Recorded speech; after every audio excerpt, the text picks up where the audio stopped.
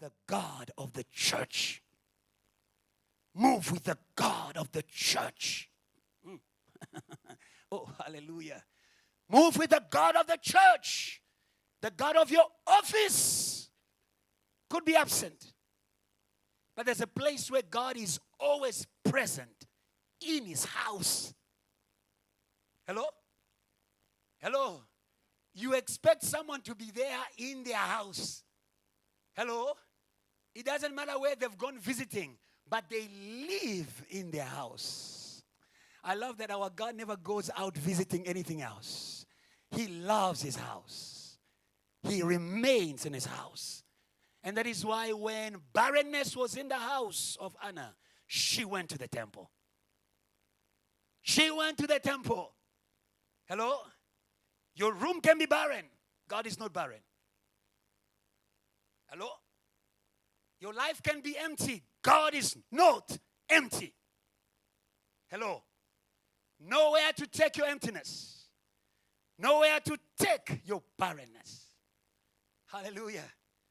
When you discover the God of the church, like David, you will make a decision not to visit church, but to live there.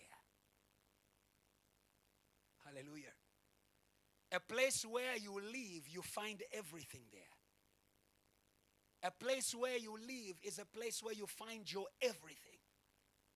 David says, you set a table before me in the presence of my enemies. I love the God of the church. He is a God who will give you an appetite to fight. Oh, hallelujah. Hallelujah. I don't know what has defeated you. I don't know what has defeated your faith. But we serve the Almighty God. And victory belongs to him.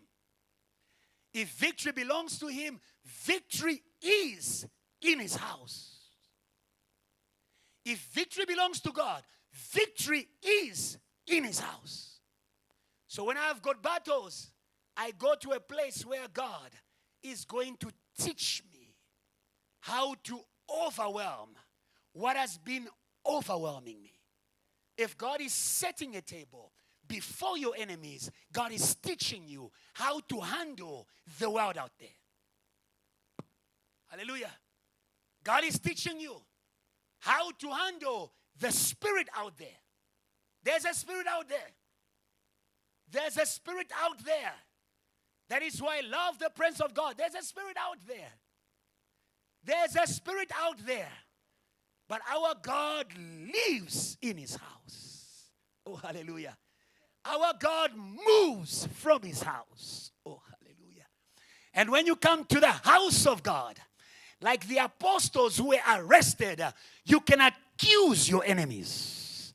You can accuse your enemies. You can say, Lord, see their threats. You can say, Lord, see what they are doing to my faith. You can say, Lord, see what they are doing to my family. You can say, Lord, see what they are doing to my work, my company. Hallelujah. Hallelujah. And today, we are going to stand with you. Tell your neighbor, we are standing with you. Oh, hallelujah. Oh, hallelujah. As you are in the presence of God, there is an army that will go from here that is going to deal with the enemy. That is going to deal with the enemy. If you believe, you'd say good amen. There's an army that will move from here. They are in the holy place. They are in the holy place. Those who work with the Lord God Almighty, they are in the holy place. Hallelujah. Hallelujah. Hallelujah. And they are able to fill your world with glory. They are able to fill your world with glory. They are able to fill your world with the presence of God. Where God is, who else can be? Who? Give God a praise, church. Give God a praise, church. Give God a praise, church. Give God a praise, church. In the presence of, give God a, learn to praise God in the presence of your enemies. Hallelujah. Hallelujah. Be like David. David says, The Lord is for me, and I rejoice at the sight of my enemies. Hallelujah. Because I know that He will give me victory. God will give you victory. That is why you came today. And there is a good dish for you. Hallelujah. Even though your face as at now doesn't look like one that wants to eat. It looks like one that is full of equations. Hallelujah. God will deal with your equations. God will deal with your equations. Hallelujah. I don't know how many they are. Legions are equations. They give you a lot of equations in your head. You see no way out. You see no answer. But we serve a God who puts legions on their knees. We serve a God who puts legions on their knees. We serve a God who puts legions on their knees. Oh, hallelujah. Oh, hallelujah. It's a Bible study service. But we speak what the Spirit is speaking. We do what the Spirit is doing. The Spirit is hungry. And He wants to chew some demons. Hallelujah. Hallelujah. Hallelujah. Hallelujah. When you are eaten, you are overwhelmed. When you are eaten, you are overwhelmed. You are overwhelmed. Emptied of strength. Emptied of a hope. But today receive the God who has a bigger mouth than the mouth of the one who's swallowing you. I am not giving you words. I'm giving you the ability to overwhelm them. You want to overwhelm demons? Speak by the Spirit. You want to overwhelm demons? Speak by the Spirit. Logic doesn't chase demons. Logic doesn't chase demons. If you want to chase demons, don't start a parliament. Start a fire. Start a fire. Start a fire. Start a fire. Start a fire. Start a fire. Some of you, I am helping you so that you sit. You can't study when you're not seated. You can't study when you're not seated. You can't study when you're not seated. Hallelujah. And today God is inviting you. He's saying, sit at my right hand. Sit with me. Hallelujah. Hallelujah. Don't sit in that problem. Come and sit with Jesus. Hallelujah. Bring it to Jesus. Bring it to Jesus. Can we make a prayer? I feel a prayer in this space. We are going to chase the legions, spirits of the city that are overwhelming families, students, workers, preachers, evangelists. When they eat you, you can't talk. When they eat you, you lose your tongue. But today, God is going to overwhelm them in the name of Jesus. You are going to find your voice back. You are going to find your voice back. Hallelujah. Stand up wherever you are. We are going to make a prayer quickly. It is for you. Say, neighbor, it is for you. Shake them a little bit. Say, neighbor, it is for you. It is for you. Wake up, wake up, wake up, wake up. It is for you. Yeah, it is for you. It is for you. It is for you. Close your eyes. Don't be distracted. We are not playing. We want to be able to clear the space so that we can hear God. No more noise. Say, in the name of Jesus. Say with power, in the name of Jesus. Every noise in my spirit, in the atmosphere, in my environment, be silenced by the fire of the Holy Ghost. Every legion, you must bow before the name that is above all names. You will drown in the victory of Jesus Christ. Put your hands in prayer. Put your hands in prayer. Talk in your prayer. Talk in your prayer. Talk in your prayer. Talk in your prayer. Talk in your prayer. Talk in your prayer. Talk in your prayer. Talk in your prayer. Talk in your prayer. Talk in your prayer. Talk in your prayer. Talk in your prayer. Talk in your prayer. Talk in your prayer. Talk in your prayer. Talk in your prayer. Talk in your prayer. Talk in your prayer. Pray, pray, pray, pray, pray. Choir, pray, pray, pray, pray, pray. Pray, pray, pray, pray. Pray, pray, pray. Pray, pray, pray, pray. In the name of Jesus. In the name of Jesus. In the name of Jesus. In the name of Jesus. Every noise, disturbing the peace of your children, disturbing the joy of your children, disturbing the peace of your children, disturbing the noise of your children, disturbing the peace of your children. Every noise, every noise, every noise, every noise, every noise, every noise. You are drowned. You are drowned. You are drowned. You are drowned. You are drowned. You are drowned. You are drowned. You are drowned. You are drowned. You are drowned. You are drowned. You are drowned by the name of Jesus. By the name of Jesus. By the name of Jesus. By the name of Jesus. Oh God, every Egyptian, every magic, every witchcraft, every magic, every witchcraft, every work of the enemy, we are drowning. We are drowning in the victory of Jesus. Pray, my sister. Pray, my brother, that you may sit, that you may sit, that you may sit, that you may sit, that you may sit, that you may sit, that you may sit, that you may sit, that you may sit. We shall not be overwhelmed. We shall not be overwhelmed. We shall not be overwhelmed. We shall not be overwhelmed. We shall not be overwhelmed. In Jesus' name.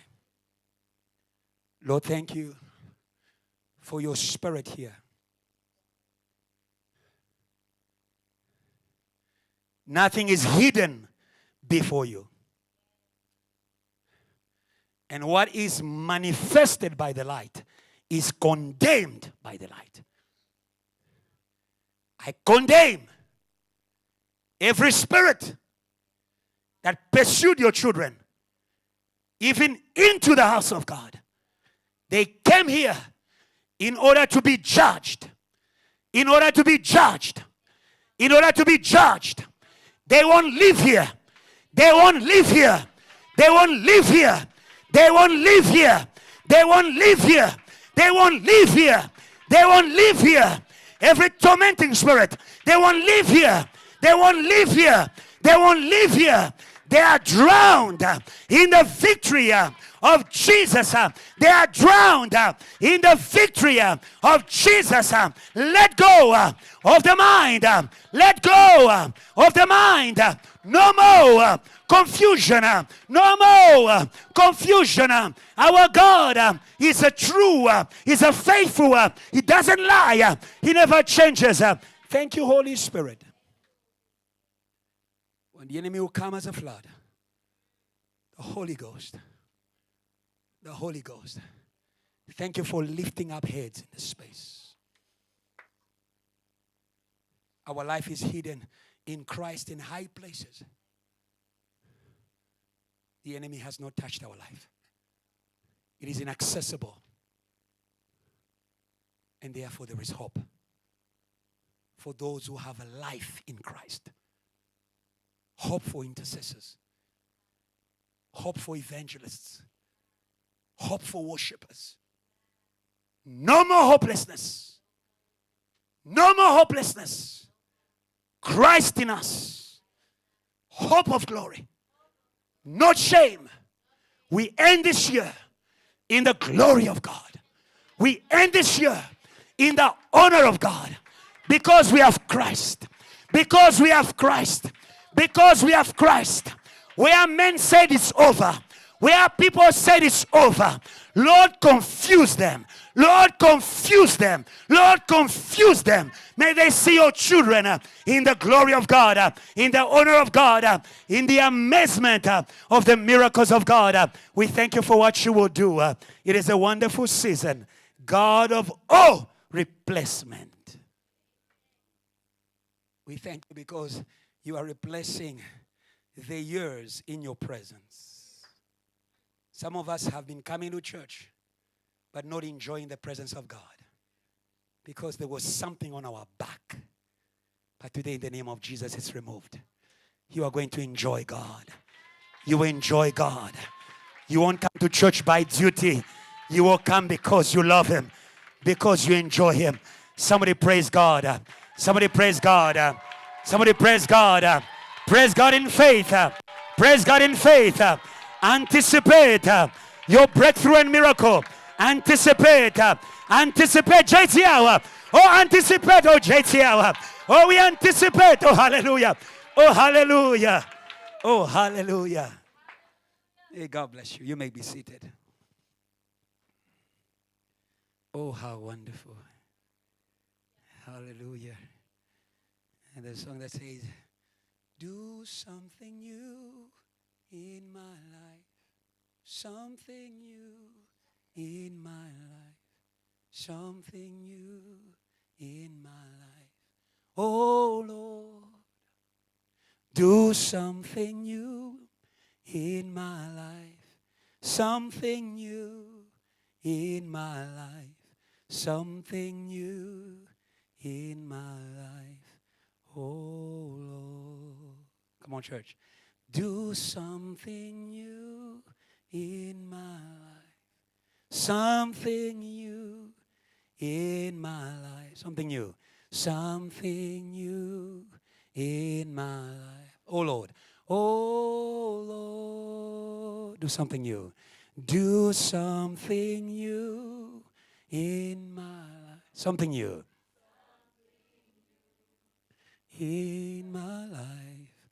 Something new in my life.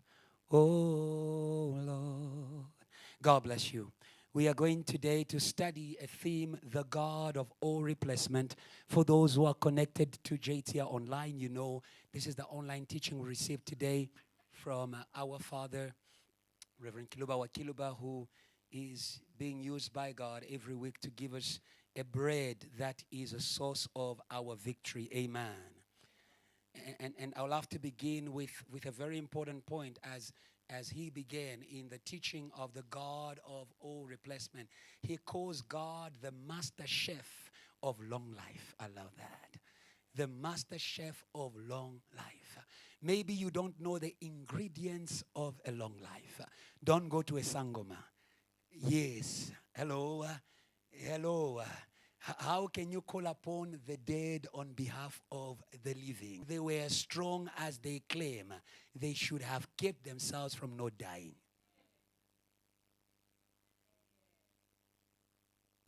Hello? The master chef of long life is one who walked where no one walks out of. And on the third day, on the third day, he walked out of there. Hallelujah. There is no place where Satan can put you that God will not take you out of. No place. No place. He has proved it with Jesus. And if Jesus is in you, he will prove it again. Oh, hallelujah. I don't know where 2022 puts you. Death puts you in a place. Mary came to the tomb and she says, where did you put him? Death puts you in a place, Hope. In a place. Eh? You think you are driving your BMW. You are in a place. You're in a place. You're in a box where you can't be fully who you are. Where you can't be everything you are called to be. Where you can't move as you must move. Because life, according to God, the Bible says, in him we live, we move, and we have our being. Life is not just breathing in Jesus. Life in Jesus is not just breathing. Life in Jesus is movement. Life in Jesus is a freedom. Life in Jesus is territory occupation. Hallelujah. And life in Jesus is identity. And our God is the master chef of long life. Let's read that quickly and you will see it in the Bible. He gives it to himself.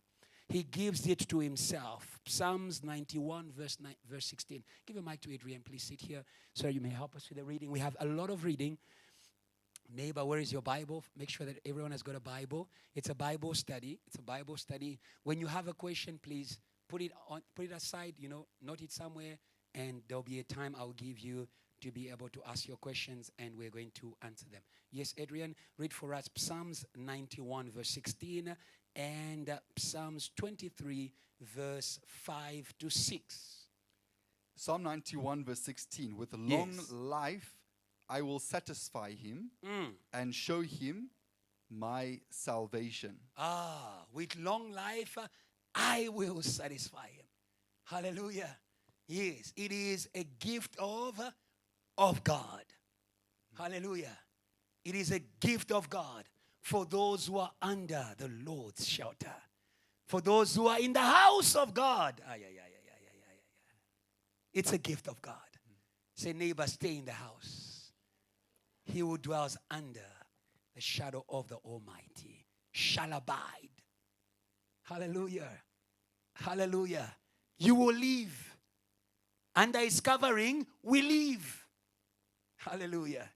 Yes, read Psalms 23. Psalm 23, verse 5 and 6. Yes. You prepare a table before me. Yes. In the presence of my enemies. In the presence of my enemies. You anoint my head with oil. Yes. My cup overflows. Yes. Surely your goodness and love will follow me. Uh-huh. All the days of my life. All the days of my life. And I will dwell in the house of the Lord forever. And I will dwell in the house of the Lord forever. When you read the scripture attentively, you discover that God prepared. The goodness and the mercy was prepared. The anointing was prepared. Hallelujah. Hallelujah. Behind what God is feeding you with, there is long life. That is why Jesus was able to say to Satan, man shall not live by bread alone. Man will not live by salary alone. I don't know where you have hidden your secret for long life. Man shall live by everything that comes from the mouth of God. Let God feed you in this year end.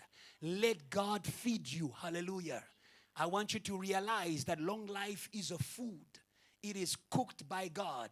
It is a word that is prepared for you. When you come to the house of God, don't miss your words. When you come to the house of God, don't miss your words. That is what will carry you out there. That is what will carry you through the week. That is what will carry you through valleys. Hallelujah. That is what will carry you. And he says, I will dwell in the house of the Lord forever. Hallelujah. Because I am well fed. Because I am well fed. As long as Adam and Eve were eating from the tree of life, as long as they were eating from the teachings, as long as they were eating from the word of God made available to them, they were in long life. Eat. To eat is to believe. To eat is to believe. Yes. When you don't trust food, do you swallow? Even if you started chewing, if they said to you, hey, do you know what they put in there? You spit. Hello? To eat is to believe. Amen. Don't fall in the trap of the enemy. Don't lose appetite for what gives you long life. Don't lose appetite for what gives you long life. We live in a time where people lose appetite for what gives them long life, for things that will satisfy temporal needs and desires. Don't lose appetite. Hallelujah. Wonderful. Let's go forward. We see this master chef at work. And I love another important point. No one can give long life. Not even your mother. Your mother brought you in this world, but she can keep you in this world. Oh, mothers? Yes. That is why mothers take your children to the one who can keep them. I thank God for mothers who took their children to church. I was one of those children. And I'm still in church today. And I'll be in church tomorrow. My children will be in church. Their children will be in church. And we will dwell in the house of the Lord. No one can give long life except Jesus and God. Let's read Matthew 6, verse 27. That you will see, it is in the words of Jesus himself. No one can give long life except Jesus and God. For God so loved the world that he gave his only begotten Son, that whosoever does what? Believe. Hello?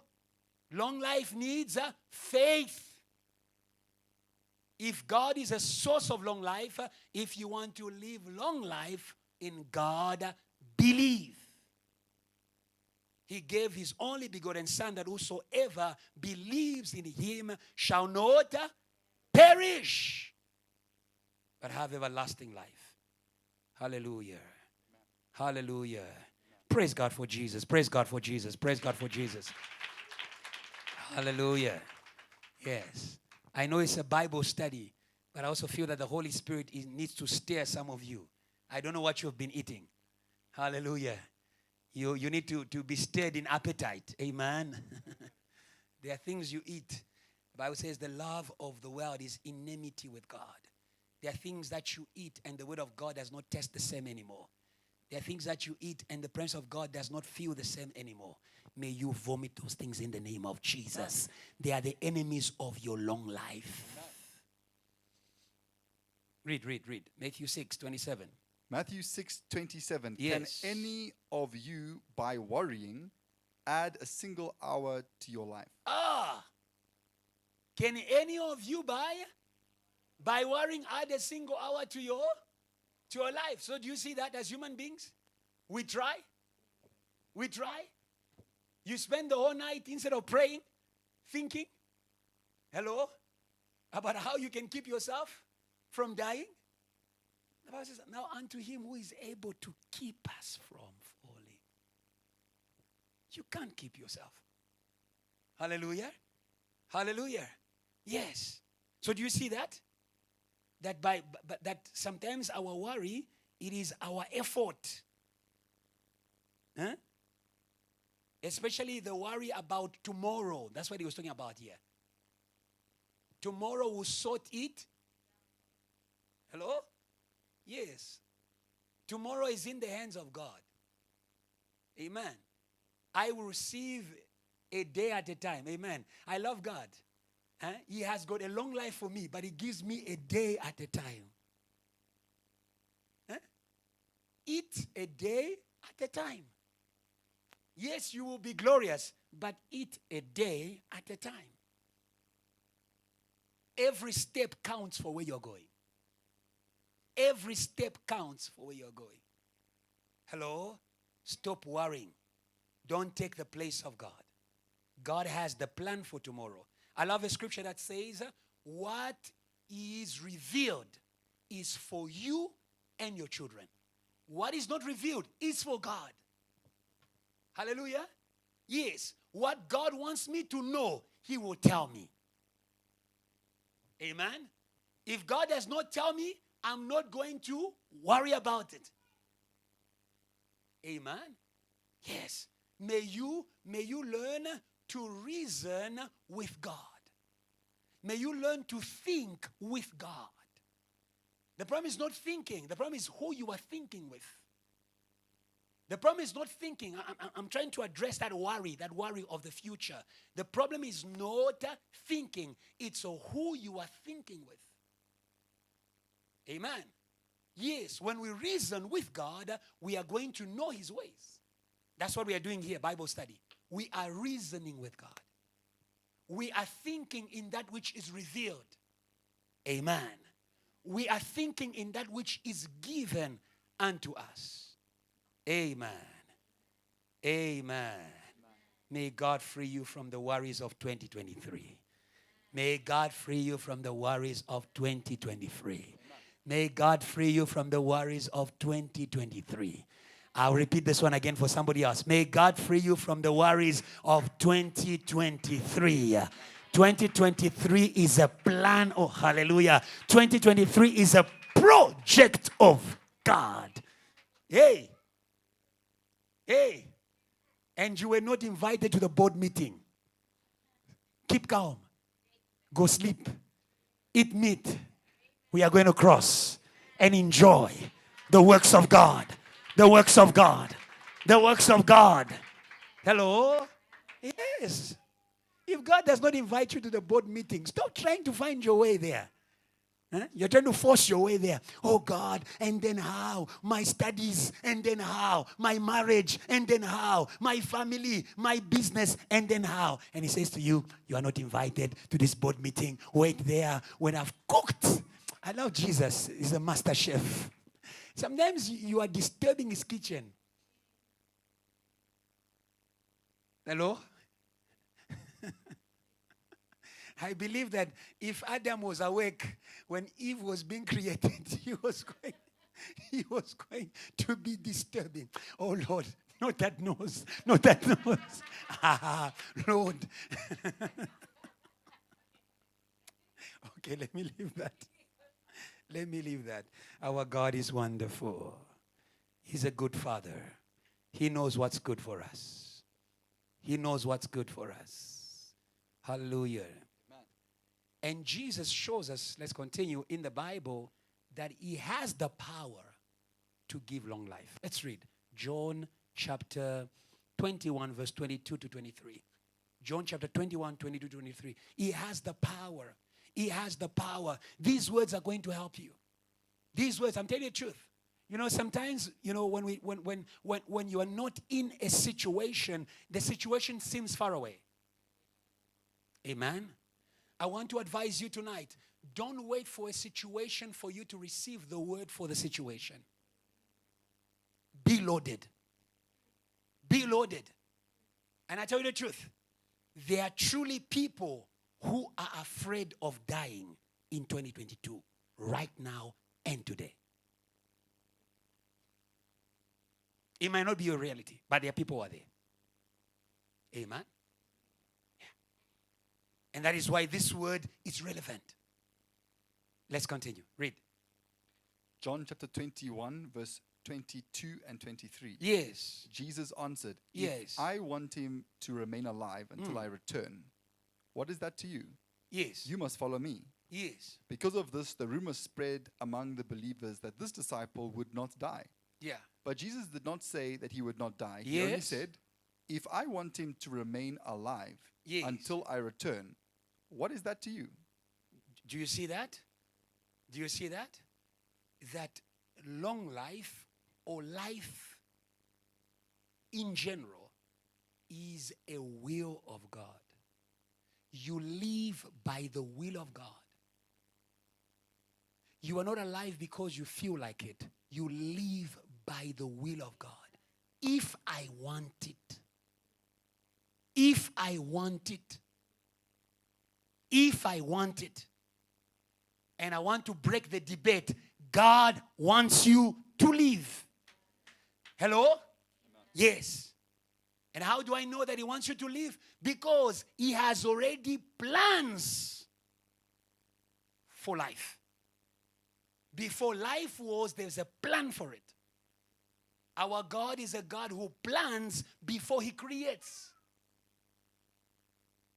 And that is why David was bold enough to say, I will not die, I will live and declare the works of God. If there are works that are yet to be done, you are not going anywhere. Amen. Hallelujah. Hallelujah.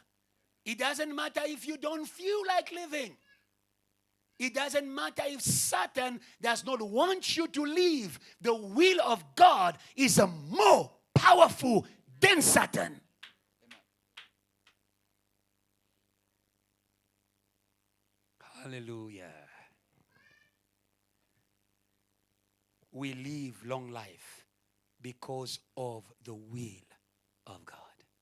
Let me actually add, we live long life in the will of God. We live long life because of the will of God. We live long life in the will of God. My advice to you is remain in the will of God.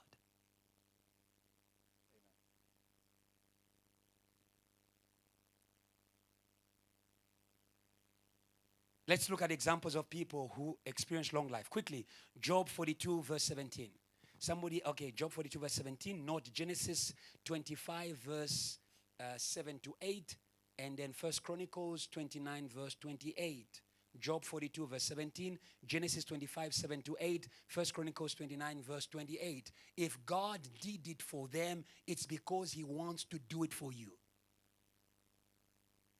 Everything that was written in the Bible was written for it's written for us, our instruction. Hello? If God gave long life to Job, it's because God wants to give long life to someone who has experienced the wickedness of Satan. When you have been through the worst of the West, you begin to believe that God doesn't want you to live.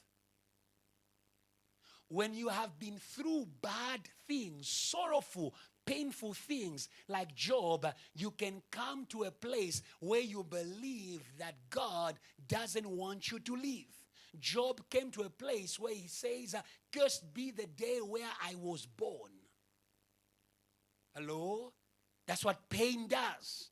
And it was written about Job because God knows that suffering can take away your faith in long life. Whoever that you are, may suffering not deceive you. May suffering not deceive you. Because the light suffering, oh hallelujah, the light suffering of the present moment cannot compare to the weight of glory. Oh hallelujah, to the weight of glory. Hallelujah. Life is like a tape. It's got face A and face B. Hello? Yes, and some of you, when you have only seen, you remember those cassettes? Okay, when were you born? In 2020. You remember the tape, the cassette?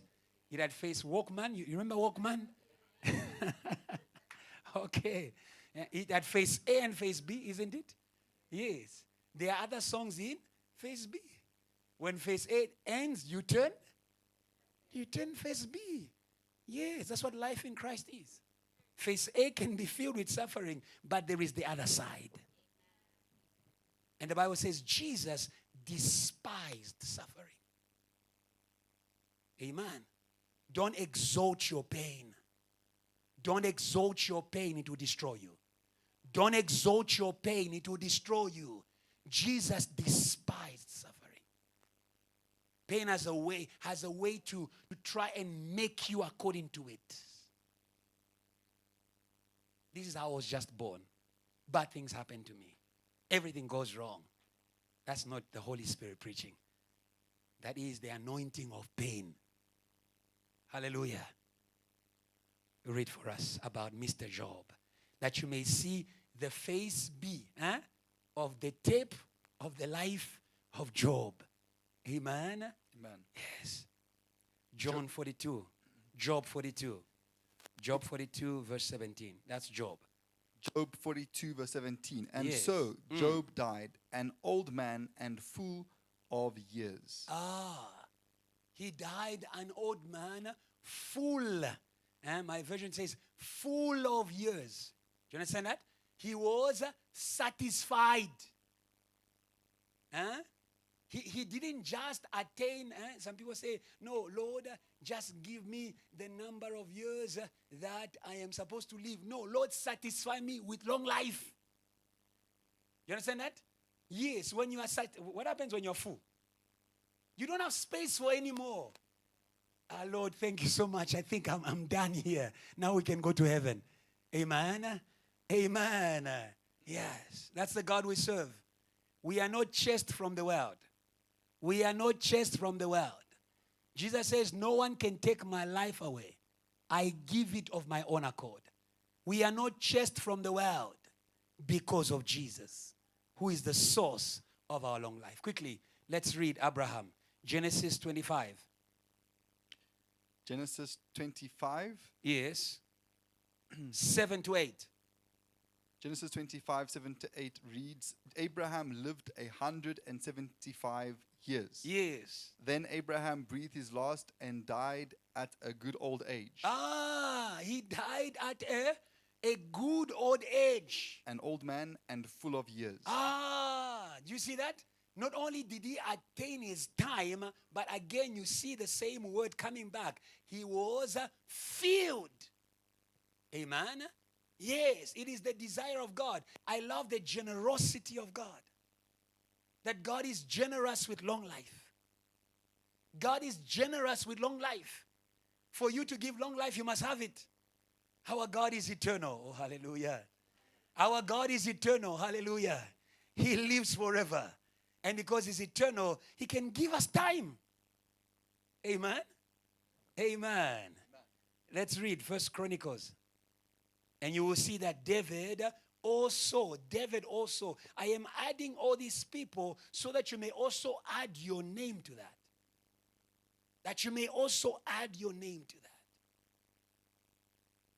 There was a time, I think, in the beginning here in South Africa, I was studying, and it was in the beginning of my calling. So I used to, and that's why you understand why, God has brought me up from a life of intercession, spiritual warfare. It's things I have crossed and been through for a long time. And I went through a time like that, where it was a lot of nightmares, a lot of dark things in your, when the devil visits you, he doesn't just visit you in one area. Hello? Do you know the life of Job? When he was visited by Satan, everything was visited. His family, his business, his health, his mind, everything was visited. I was experiencing a time that was as dark as that. And it put in me, sometimes some of you can become what I call holy but ignorant, or humble but ignorant in your humility. That because of all the things that you're experiencing in your walk with God, you can accept what is not the will of God for you. And we're going to we'll read that at the end. And I was in such a space where I was like, okay, because I had dreams like that. Sometimes I would have a dream. I'm sleeping, like a vision. I would see Lucifer comes, and he's flying. He's not walking. He's flying in the air. And he says to me clearly, he says, I will kill you.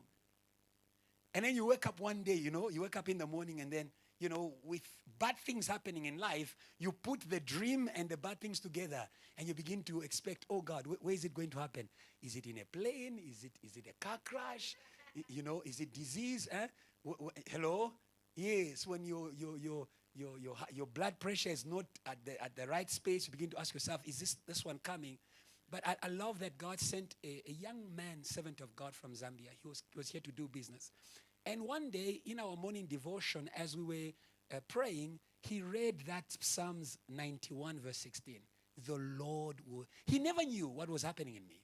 And he just read that scripture. The Lord will satisfy you with long life. And that is how God removed that mindset of Lucifer. Hallelujah. Hallelujah.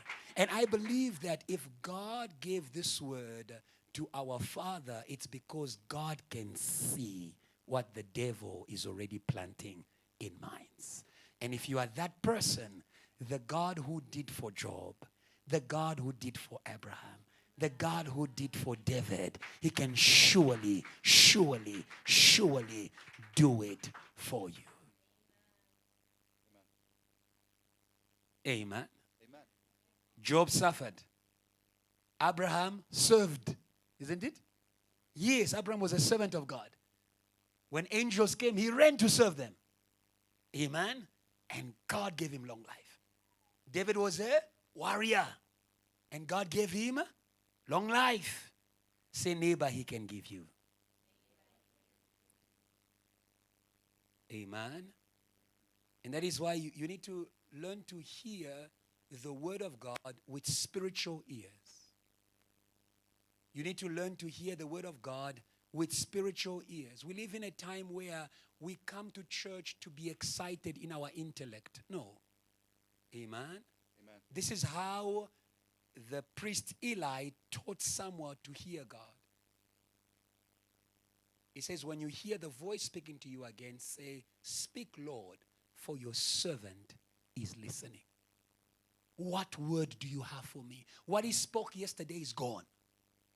What He spoke last Sunday is gone. Lord, what word do you have for me? Let's read. First Chronicles, quickly. And as you note these scriptures, may you begin to know them. Amen? May you begin to know them. Because then you can use them. Then you can remember them. 1 Chronicles 29 verse 28. Quickly. It reads, he died at a good old age, having enjoyed long life, wealth, Again. and honor. Yes. And his son succeeded him as king.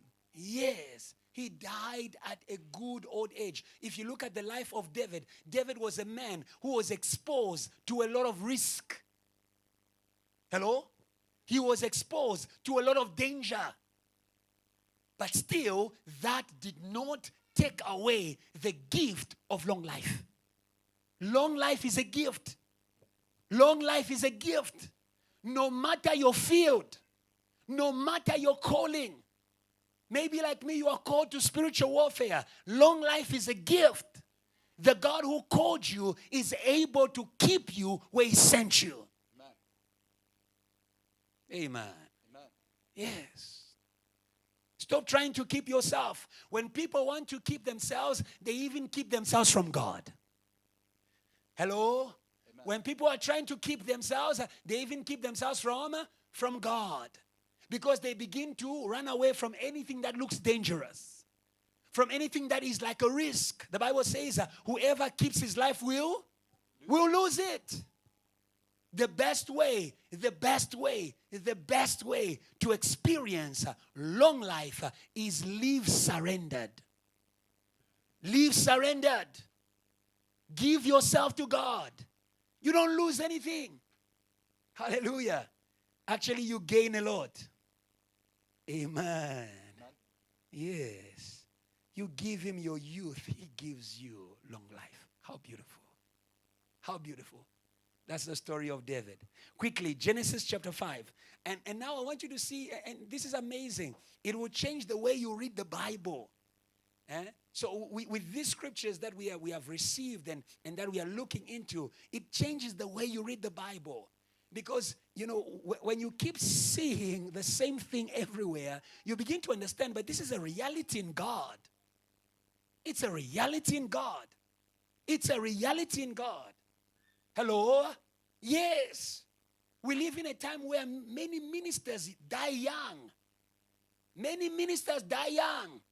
Yes, maybe also here and you're afraid, no, I think let me just go and be a businessman. I think I'll just be in my own office. It's more safe. Hello? Hello?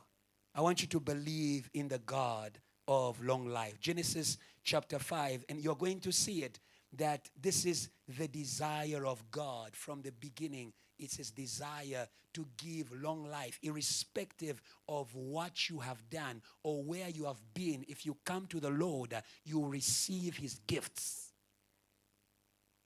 Let's read. Genesis chapter 5, verse 5, and then verse 8, and then verse 11, and then verse 14.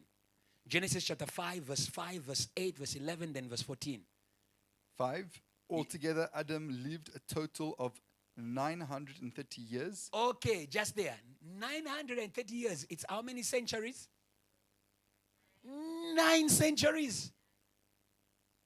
Hey. Huh? 9 centuries. If you have to put it in our time, he was going to have lived through the World War, through this invention, through the American civilization, through the landing of Jan van Riebeeck in Cape Town. Hello? Did you see that? Continue. Verse 8. Yes. Altogether, Seth lived a total of 912 years. It was not just him, even his child Seth. Continue.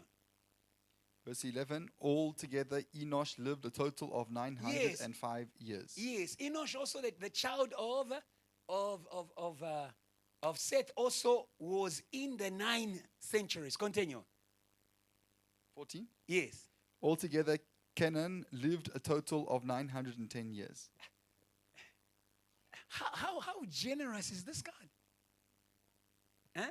I think for some of you, it sounds like a science fiction movie where people live the billion years. And may God deliver you from the mindset that it's vampires, immortals, vampires who live long. Amen. Amen. Yeah. The devil is a vampire. He won't live long. The Bible says he has got what? Little time. Ah. Do you see where God has reduced time? Evil. Evil. Hello? Amen. Yes. That's where God has reduced time. Long life is the right of those who serve. Not that. Long life is a right for those who serve. It is one of the blessings that God has promised to those who serve him, to his servants.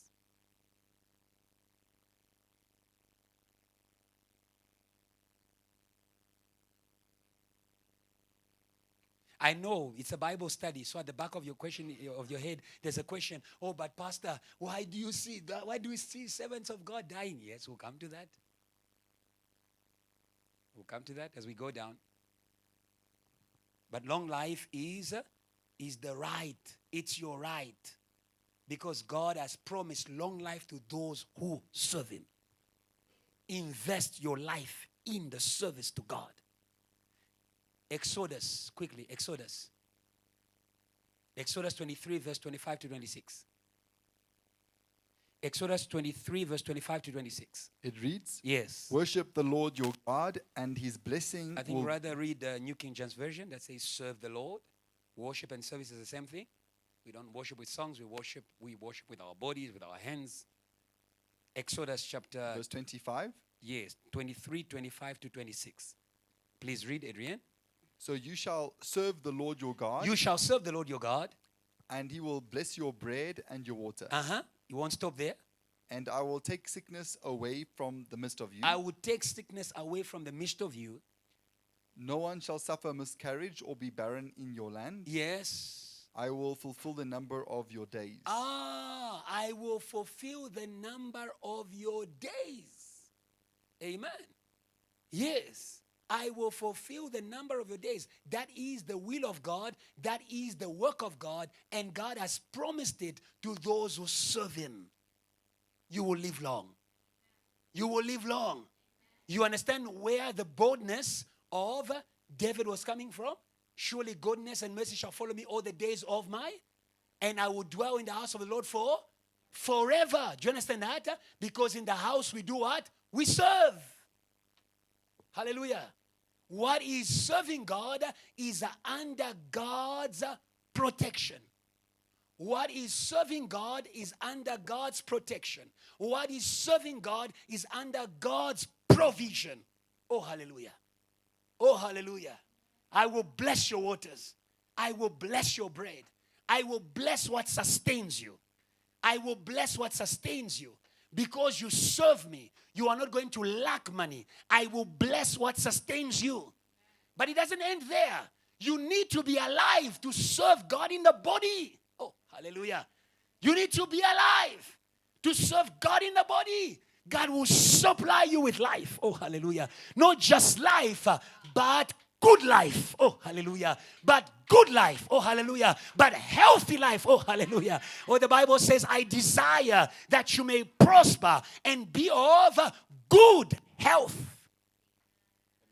Hello? Actually, the God who is promising life is also saying, I will take away disease. Amen. Amen. Yes. Because disease kills what is serving God. Hallelujah. Amen. Yes. And the reason why God is intentional about promising these things to his children is because he knows the devil will attack what serves God. The devil will attack what serves God. Mary and Martha served God, yes or no? Was Lazarus attacked? Yes. Sometimes your diseases is your service under attack. Sometimes your diseases as a servant of God, sometimes your troubles, it is your service under attack. The devil is looking for what to touch for you to stop serving God. Hello? Yes. In the same way your companies give you health cover, heaven covers your health. Heaven covers your health. Where you serve, there is your healing. Oh. Where you serve, there is your resurrection. Oh, hallelujah. Amen. Where you serve, there is your revival. There is your revival. Oh, hallelujah. Whatever is killing your revival, it's wasting its time. God will keep reviving you for you to serve Him. God will keep reviving you for you to serve Him. You go to work, they take a revival. You come to church, He gives revival. Hallelujah. Until they get tired. Huh? That's how we make Satan to run away. Resist him. He does, God does. He does, God does. He takes, God gives. And he was like, that one, forget. That church, forget. Hallelujah. Hallelujah. God bless all those who are praying in this place. Huh? Yes, you are building a name in the spiritual environment of the city. They will know you. Hallelujah. I want you to note something.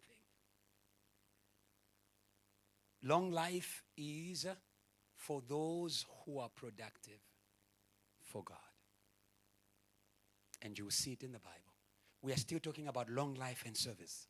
Long life is for those who are productive for God. One day Jesus goes to a fig tree. It had no fruits. What did he do? He cursed it.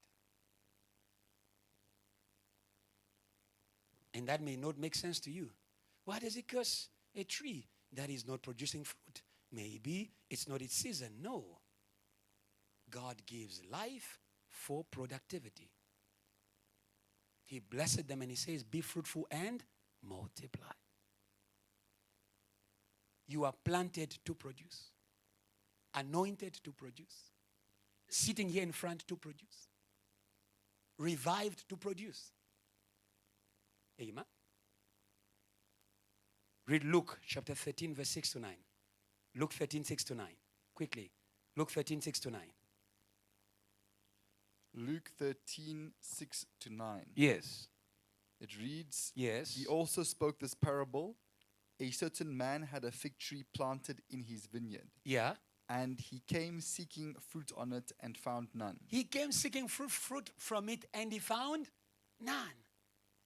A tree that is planted in a vineyard is like a person who has been established in the church. Amen. Read. Then he said to the keeper of his vineyard, Look, for 3 years I have come seeking fruit on this fig tree and find none. Hey. Cut it down. Why does it use up the ground? Do you see that? That what is not productive for God is using up the ground. Using his breath. Using his grace. Using his space. Hello. Let everything that has breath praise the Lord. Continue. But he answered and said to him, Sir, let it alone this year also, until I dig around it and fertilize it, and if it bears fruit, well. But if not, after that, you can cut it down. Do you see that? That what is productive has a hope to live. What is productive has a hope to live. And we are talking here about people that God has planted. Your long life in ministry, your long life in anointing is relative to what you are producing with that anointing. You remember the parable of the talents? The man was given 1 talent and he hid it. They said to him, you should have given my talent to a bank that was going to make it to produce. Do you see that? The gift also goes with productivity. Say, neighbor, produce. Neighbor, produce. Amen. Produce for the one who planted you. Produce for the one who planted you. Because we can be productive but for ourselves. We can be productive but for other things. Produce for the one who planted you. The one who planted you has the right to demand your productivity. That's the reason he planted you. Amen. Amen. Quickly, let's move forward. I want you to note that Satan, I love the word that the man of God used. He said, Satan is an opportunist. I love that. That's why God is speaking about long life in this year end. Because Satan is an opportunist. In other words, Satan is looking for every opportunity to kill.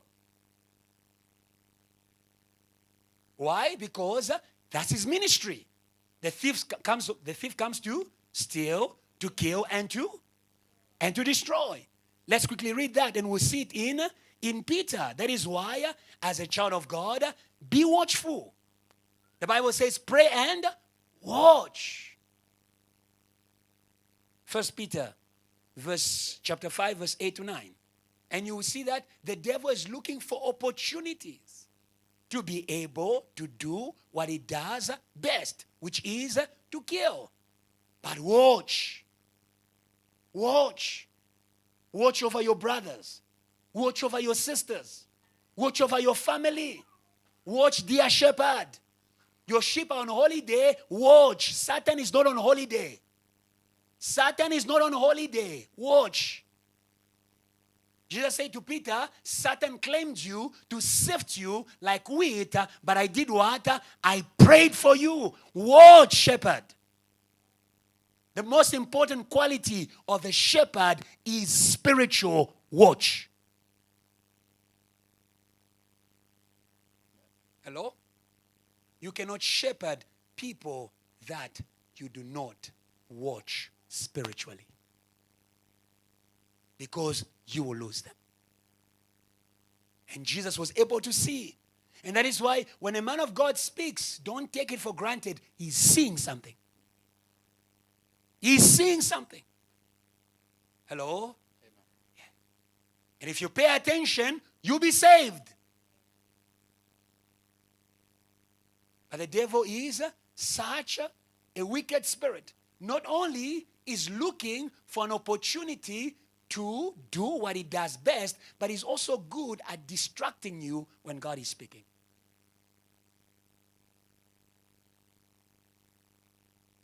The most dangerous times of your lives is not when you are suffering, but it's when you are not paying attention.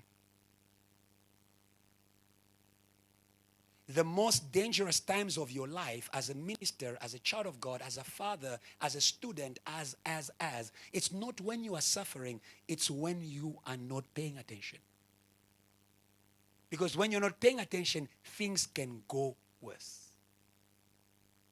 When you're not paying attention, especially spiritually, the devil comes. 1 Peter, quickly, chapter 5, 8 to 9. Be sober. Be sober. Don't be distracted. Don't be distracted. Don't be distracted by your worries. Don't be distracted by your pleasures. Don't be distracted by the World Cup. Don't be distracted. Do you understand that? Whatever fuels you that is not God can distract you. Whatever fuels your mind that is not God can distract you. What is to be distracted? It is to lose focus. Amen? Yes. When we lose focus, we are vulnerable. Read. Be vigilant. Be vigilant. Continue. Because your adversary, the devil, walks about. Because your adversary, the devil. The devil is not the devil only when you are suffering. That's the problem of the children of God. They think that when life is good, they think that when now they get money, they think that when things are flowing, the devil has become an angel. The devil is your adversary. The devil is your adversary. When you are in the valley, is your adversary. When you are on the throne, is your adversary. When you are crying, is your adversary. Even when you are enjoying, is your adversary. Hello? Yes. Remember, you have an adversary. Not people, Satan. Continue. He walks about like a roaring lion, seeking whom he may devour. Who says lion says hungry? Do you understand that? Huh? Yes, when lions are hungry, they go hunting. Yes. And they can wait. Their hunger is their motivation. They can wait for you. Do you see that? Okay, quickly. I want you to see the devil's opportunist nature to kill. I want you to see that also in Job. Job chapter 1, verse 12. The only reason that the devil does not kill the way he wants to kill, it's because he's under God's watch. When you don't watch, know that God neither sleeps nor slumbers. Our God is a watchman.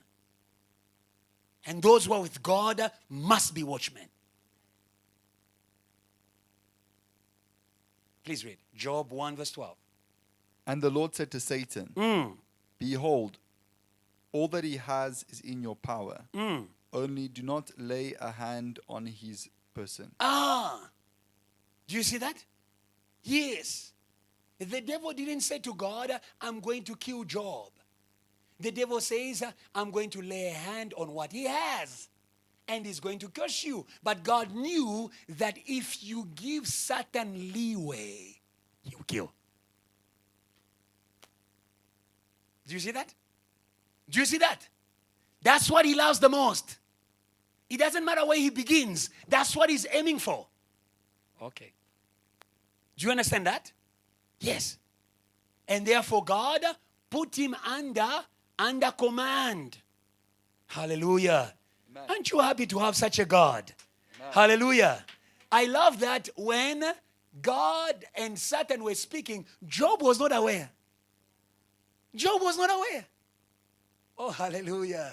He who watches over Israel. He who watches over JTL. He who watches over you. He neither sleeps nor slumbers. Hello. What a beautiful thing to be under God. Okay, quickly.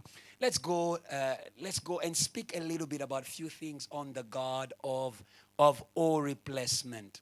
The first thing I want you to note when we speak about the God of all replacement, we're speaking about the God of all replacement, but we begin with that introduction, which is very important. Amen. Amen. Amen. Yes, and because you have been warned, because you've been awakened, I want you to end this year speaking life. Speak life. Speak life. Amen. Speak life. Hallelujah. Because that's what God wants to give you. Hallelujah. Hallelujah. Oh, hallelujah. And may Genesis chapter 5 be the portion of JTL. Be our portion in ministry. Be our portion in finances. Long life in everything. Hello. Yes. The God of all replacement. The God of all replacement is a God of recovery. He is a God of recovery. He is a God of recovery. He is a God of recovery. God feels what you feel when you experience loss. God feels what you feel when you experience loss. That is why when you read in Joel chapter 2 from verse 25. Let's read that. Joel chapter 2. Joel chapter 2 from verse 25. Let's read that. Joel chapter 2 verse 25 to 27. So I will restore to you the years that the swarming locust has eaten. I will restore to you the years that the swarming locust had eaten. I want you to be aware. You know, it's important, and we've been speaking about being watchful. Hallelujah. Being watchful. Hallelujah. The enemy knows what you can do with time and God. The enemy knows what you can do with time in God. What is a favor? Favor is a time with God. Favor is a time in God. Do you understand that? Yes. And if these locusts are eating, are destroying this opportunity to be able to work with God, to do things with God, be awake. Hello? Your years with God are not just numbers. If our years with God, do you understand that? If these years that the locusts are eating were just numbers, do you understand that? They wouldn't be interested in them. Do you understand that? Yes.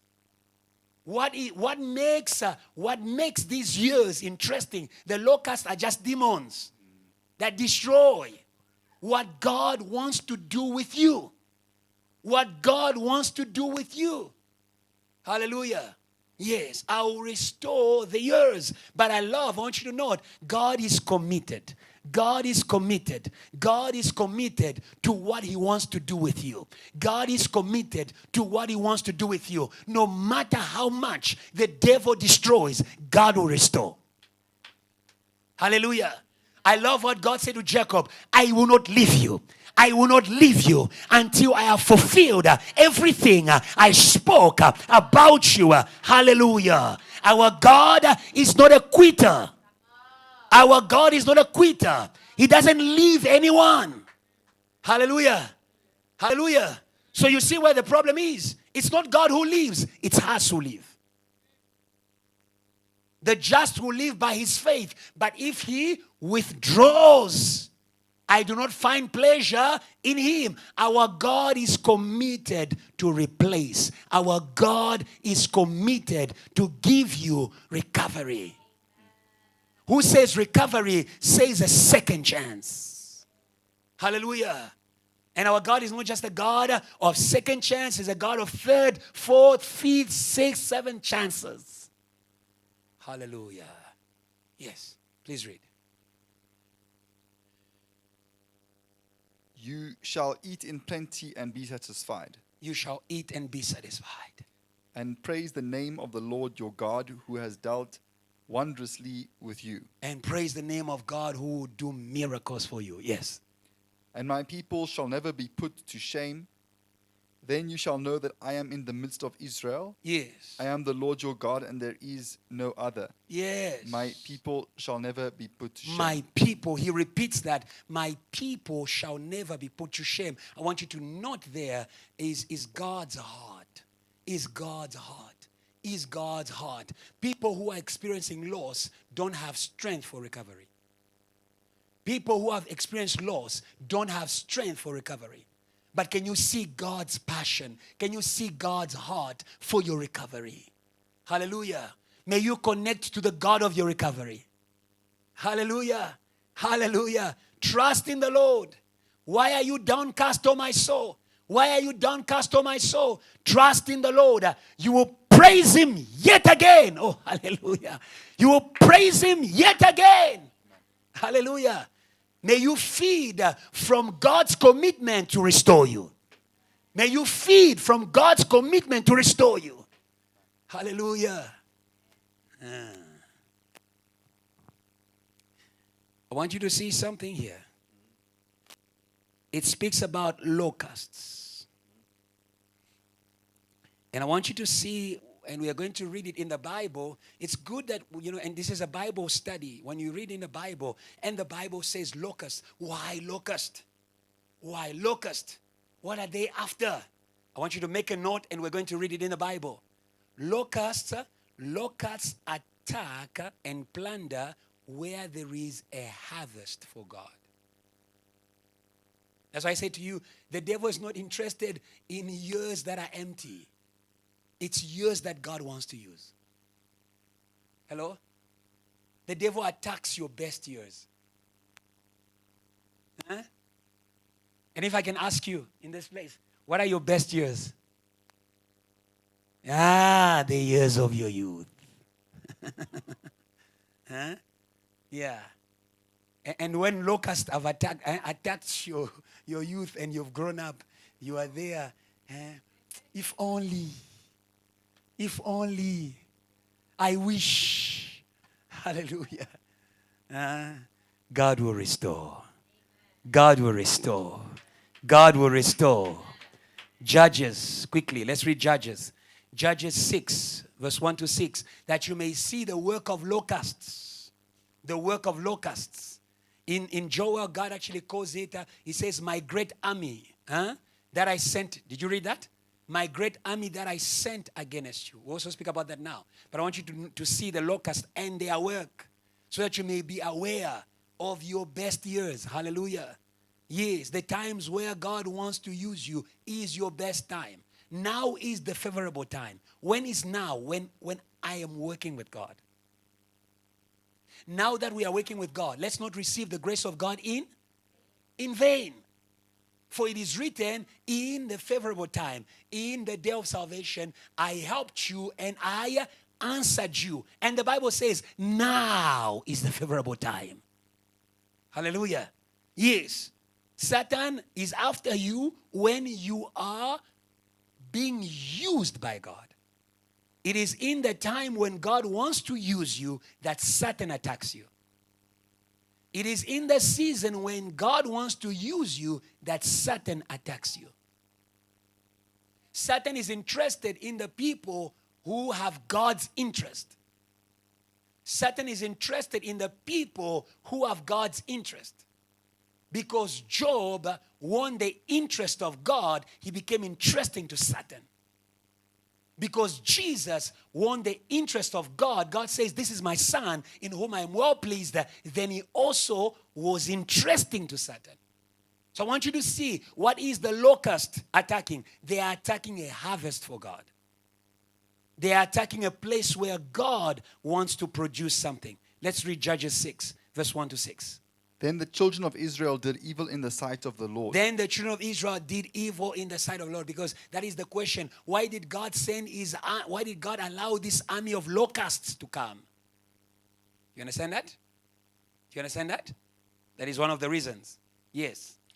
So the Lord delivered them into the hand of Midian for 7 years. The Lord allowed the enemy to attack. And the hand of Midian prevailed against Israel. Yes. Because of the Midianites, the children of Israel made for themselves the dens, the caves, and the strongholds which are in the mountains. Yes, yes. So it was, whenever Israel had sown, Midian would come up. Midian would come up. Also Amalekites. They didn't come in the time when the land was empty. Every time Israel sowed, then they came. Hallelujah. Every time when you sow something, you become interesting to Satan. The locusts. That's when they attack. Every time you put money in church, every time you invest your heart, every time you invest consecration, every time you invest, that is when locusts come. Hallelujah. Yes. That is why be jealous with your investment in God. Amen. Be jealous with your investment in God. Be jealous with the time you give to God. Don't play with it. You come anyhow, anytime. And no, be jealous with that time. It is food for locusts. Continue. Read. Also Amalekites and the people of the east would come up against them. They will come up against them, yes. Then they would encamp against them and destroy the produce of the earth as far as Gaza. The produce of the earth. Continue. And leave no substance for Israel. Yes. Neither sheep nor ox nor donkey. Yes. For they would come up with their livestock and their tents, coming in as numerous as locusts. This is something the Lord was teaching me about the locust. He says, I don't know if you see when you read in Judges 6, the approach of the Amalekites, who came as locusts. The Bible says they came with their tents. Huh? What do you understand by that? If they are coming with their tents, they are coming to stay. Do you understand that? So when we talk about the attack of locusts, we're not just talking about the attack of the enemy that destroys, but we are talking about an attack that lasts. That is why God says, I will restore not 1 year, the years. Because they don't come just to attack, they come to stay. That is why for Israel, it was 40 years. They come to stay. Behind lasting, destructive problems are locusts. Do you understand that? So not only are they destroying, but they're also stealing your time. Because while they are there, you can't serve God. Do you see that? While you were sick, you couldn't serve God. Are we together? Okay, let's go forward. I want you to understand that the locusts do not only come because you have sinned. But don't sin. We have sinned there. They sinned, therefore they came. The locusts also come where there's no sin. Did Jesus sin? Did Jesus sin? No. Yes. Do you understand that? That is why when you are destroyed, when you are plundered, many times your first what is your first thought? What is your first reflex? When things are not going good, either at home or at church. Oh, yeah, the pastor. Oh, the shepherd. Oh, hello. Hello. Yes, Jesus did not sin, but they came. Actually, if you read Romans chapter 9, verse 5, the Bible says he is blessed forever. There was nothing wrong with him. He did nothing wrong. The Bible says he was tempted in every way, but never sinned. But the locust still attacked him. And that should also make you aware as a child of God. I can be doing everything right and still experience an attack of the enemy. I can be doing everything right and still experience an attack of the enemy. But I want you to know something is that if God allows the attack, then there is purpose to the attack. If God allows the attack, then there is purpose to the attack. Hallelujah? Yes.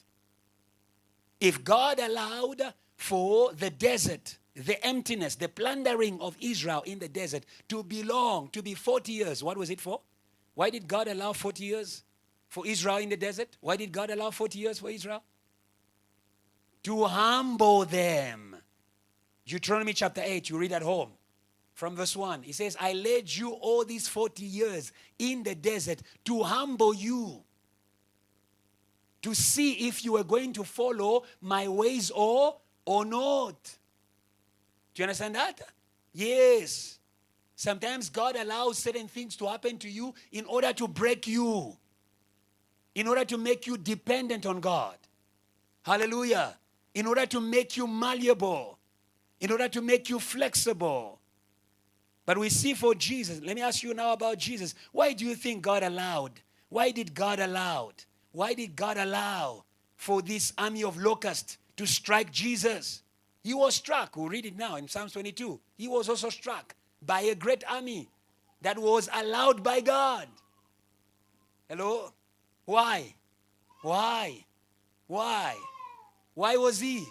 Why was he? Yes, Eurasius. He was, the Bible is very clear. It's in the Bible. Isaiah 53. He was broken for our iniquities. Hello? Yes. The chastisement that give us peace fell on him. It's because of us. Hello? Yes, that is why when we are under the attack of the enemy, we need to lean on Jesus. He went through that attack for us. And that attack was horrible. That attack was horrible. Let's read it in Psalms 22 from verse 1. It was horrible. He felt forsaken. And we are sharing this with you so that you may understand you are not the first one to feel what you feel. You are not the first one to feel what you feel. You are not the first one to go through what you are going through. Jesus also went through it. Hello? Yes. Psalm 22, yes. verse 1. My God, why have you forsaken my God, me? my God, why have you forsaken me? Where did Jesus cry, my God, my God? It was at the cross. Okay. So you understand that at the cross, Jesus was facing an army. He was facing an army. This army that plunders, and you will see that it's really an army that plunders, that takes away, that undresses. Did Jesus lose his disciples? Yes. Did Jesus lose his glory? Yes. Did Jesus lose the multitude? Yes. The same people who sang Hosanna to the King, they said, crucify him? Yes. Hello? Yes. Were these people under influence? Yes, they were. Why did Jesus pray at the cross? What did he pray? What did he pray? Father, forgive them, for they do not know what they are doing. Do you understand that? They were under an influence. Hello? Yes. When this army that plunders come against you, it can even work through the people around you. It can work through the people around you. That is why pray. The Bible says pray for those who persecute you. Hallelujah. Yes, they are also pursued. You are chasing me, and yet you are also being chased. Do you understand that? Pray for them. Hallelujah. Let's read. Now read from verse 11 to 21. You will see what Jesus experienced. He experienced this surrounding.